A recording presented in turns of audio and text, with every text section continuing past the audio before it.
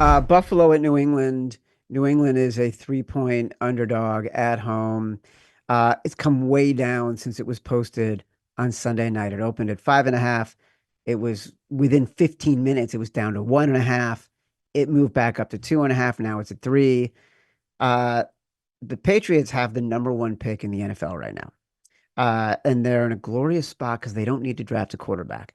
So the optionality with that pick, you, you gotta want to keep it. The assumption is that Josh Allen will at least play a series to keep his starting streak alive, which apparently Matt Mitchell says is important to him. And Matt Mitchell, is our Buffalo correspondent. Um, do we think the Pats will play Drake May? Will they sit him to give him the best chance to win the number one pick? I don't really have a strong opinion on this game. Yeah, pretty interesting. Bill isn't automatically locked in the 2 seed, so this is truly a meaningless game for them in every which way. And Yeah. why would they not want to let New England beat them, right? Not let them get the top draft pick, but I do love Patriots fans being like, "Oh, this is great. We can use this as leverage to trade down and get more draft capital," as if they can draft good players. It's like we have no faith. I have zero faith in their GM or head coach right now, New England, and I'm a psychopath too, where it's like Drake May, he showed little flashes, but nothing compared to Jaden Daniels or Bo Nix. Of like, even Caleb Williams had moments where I was like, okay, this guy's a legit starter in this league. Drake May, to me, throws a lot of 50-50 balls that he's gotten lucky on, and he can scramble. I don't know. If this was a really good draft for quarterbacks, I don't think they'd be hesitant to draft a quarterback. I know that sounds crazy to Patriots fans because I love Drake May, but it's like, dude, it don't work that way in the NFL. I mean, Chad just talked about it. He's sick of the QB play because there's only 10 guys that are like legit. That's how hard it is. Like the odds of you drafting a legit guy is just so rare. I'm just all about the Washington. Even the Eagles did it. Like we had Carson Wentz.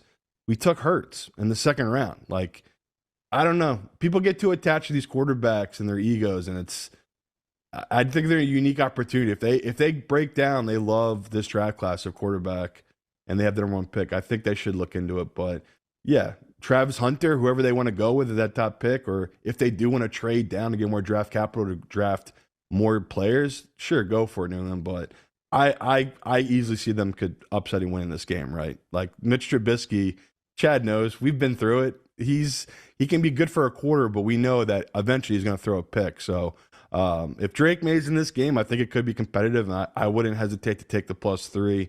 But yeah, it's another game where it's a lot of we don't know who's playing yet at this point. I haven't bet it. Waiting to get more info on it. The only reason I bet the 3 is just because I'm shocked they went up to 3. I thought this would be a pick 'em, so that just shows how bad this Patriots team is. They're basically a home dog to a team of backups in Buffalo. It's very rare that anyone in the NFL is going to not suffer from the sunk cost fallacy, right? You've got a quarterback, you've drafted a quarterback, you want to invest in that quarterback, you want to grow that quarterback. You don't want to feel like the person who wasted the pick the year before. You want to realize that ROI. Very few teams have done it. The most recent one I can think of is the Cardinals had drafted Josh Rosen top 10 and the next year drafted Kyler Murray, right? They immediately were like, this guy sucks. We can improve our lot. No brainer. Don't worry about what we've done in the past.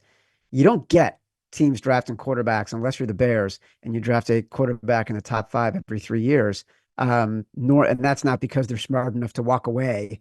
They're just bad enough to choose the wrong They are smart quarterbacks. enough though. Like you're saying, they're not. That was, I mean, think how crazy the fans were. They're like, no, we like Justin. We want to keep Justin. It's like, God damn, people just get too attached to these quarterbacks. They love potential. And again, the Vikings, and the reason I was down on them, they punted on their first round pick. They got Sam Darnold, then they drafted, JJ.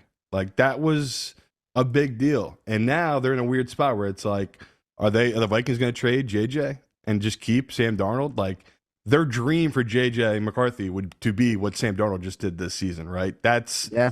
It's as good as it's going to get. So that's what I mean, though. It's just you got to just keep firing on these quarterbacks, and you just have to hit one unicorn, and your franchise is set for 15 years. So it's like, I get it, Patriots fans. You're attached to Drake May, even though he's done nothing. You are the worst team in football this year, and you can blame your coach.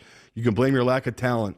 Is that going to change next year? I'm already seeing they're rejecting Vrabel to bring back that coach for one more year in May. Like, they're just a terribly run organization. And I think we're all starting to figure that out, that it was just really Belichick and Tom and nothing up top. It was just blatant luck by Kraft that he got this incredible quarterback in the 7th, 6th round, and he got Belichick.